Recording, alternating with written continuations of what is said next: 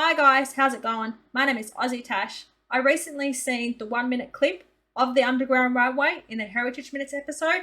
I'm very excited to learn more. So controversial for its time, all those trying to flee America to Canada for a new life, putting himself in a very, very dangerous situation for their freedom.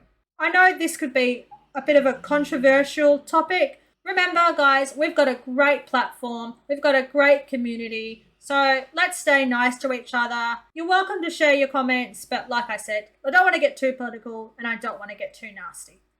Really excited to learn more about it. Before we do, please make sure to jump on, hit that subscribe button. That would really help me out. Or join my Discord so you can send me video suggestions and we can chat online. You'll find the link in the description down below. Okay, let's get into it. The Underground Railroad explained in 10 minutes. The Underground Railroad was a network developed in the early 19th century to help runaway slaves in the U.S. escape to freedom. Composed of brave men and women from across the United States, the railroad helped to free around 100,000 people during the period leading up to the American Civil War. The stories of those running the Underground Railroad remain a great inspiration and a testament to the goodness of humankind in the face of great evil. After the American Revolution, America quickly became divided over slavery.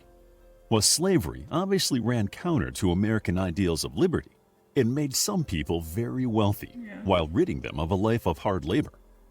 As immigrant workers replaced slaves in the North, the abolitionist movement became more popular, and state after state outlawed slavery. By 1804, every state north of Maryland had chosen to renounce its practice, while the slave-owning South continued to resist change as large plantations became increasingly profitable. Calls for nationwide abolition began to grow, but many white Americans argued it was too risky to emancipate the slaves. Some feared that, once freed, scores of abused men and women would wreak bloody vengeance on their old masters. Even Thomas Jefferson, a one-time advocate of abolition, argued that America had a wolf by the ears and could not afford to free its slave population. The president said that. Thomas Jefferson said that. Wow. I don't really know what to say about that. That's just crazy, isn't it?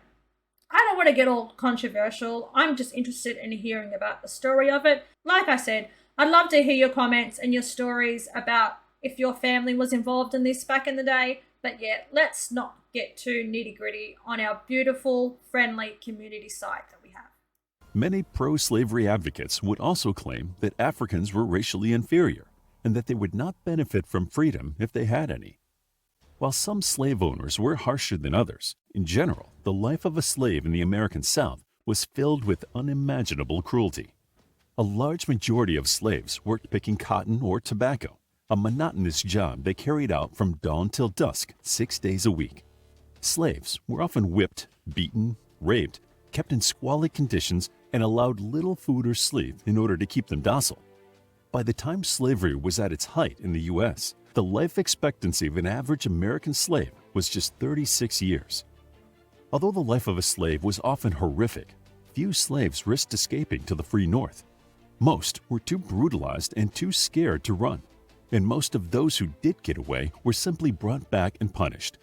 On top of this, it became illegal to educate slaves, and few slaves could even read a map. Wow, well, I had no idea about that and the conditions that the slaves lived in America. I'm really not too sure of the history of how the Europeans treated the Aboriginals when they first come to Australia.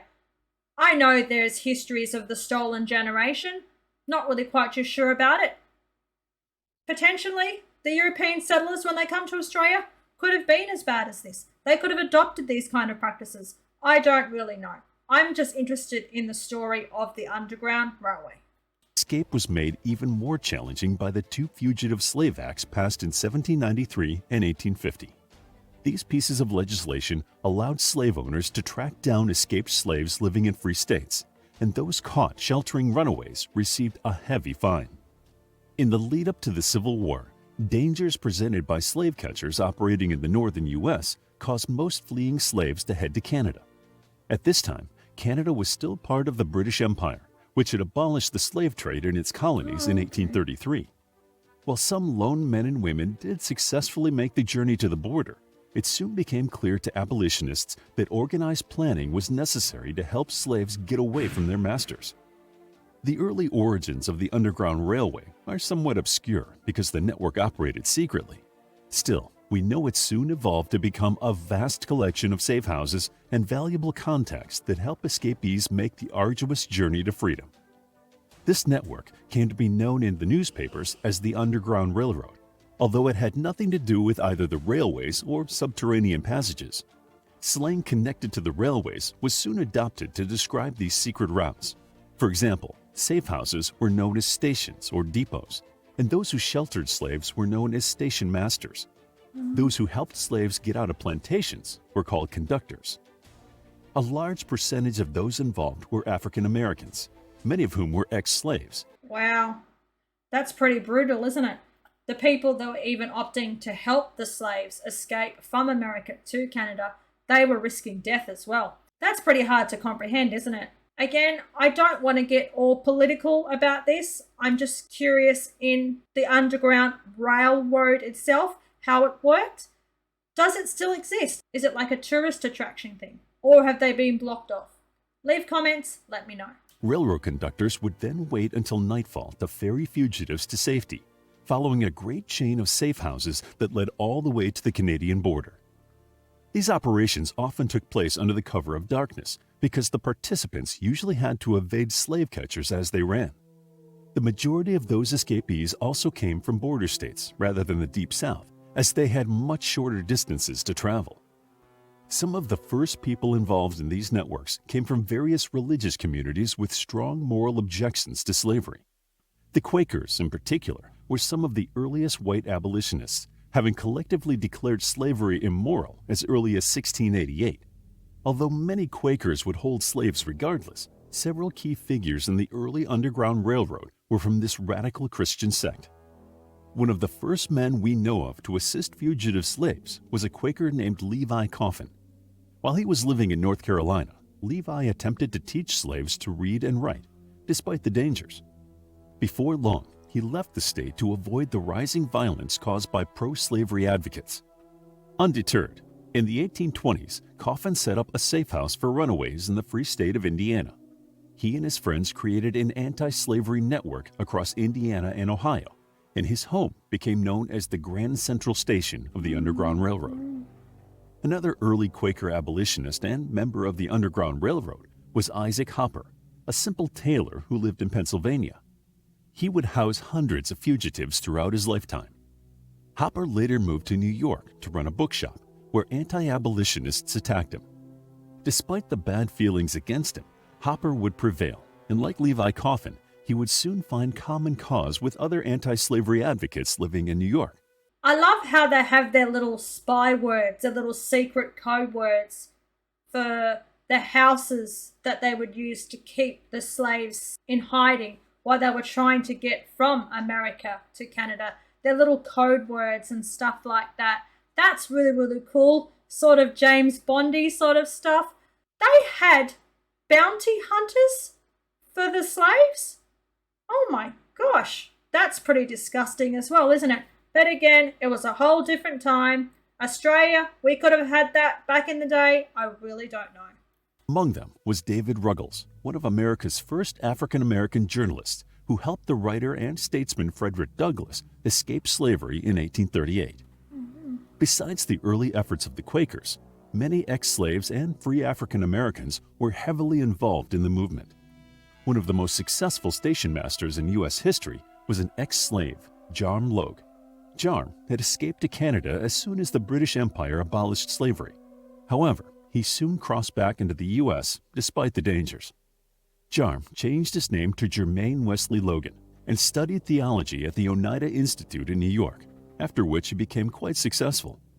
Jermaine and his wife, Caroline, sheltered about 1,500 runaway slaves on their massive property during their lifetime, earning themselves the nickname the King and Queen of the Underground Railroad. Many other ex-slaves helped with the Underground Railroad, but by far the most famous of them all was the formidable and notoriously brave ex-slave, Harriet Tubman. Harriet was characterful, tough, and deeply religious. She felt strongly compelled to help her fellow man.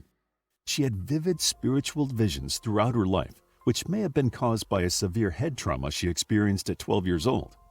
After her head injury, she suffered from narcolepsy and headaches for the rest of her life and was considered feeble by her masters, although she was anything but.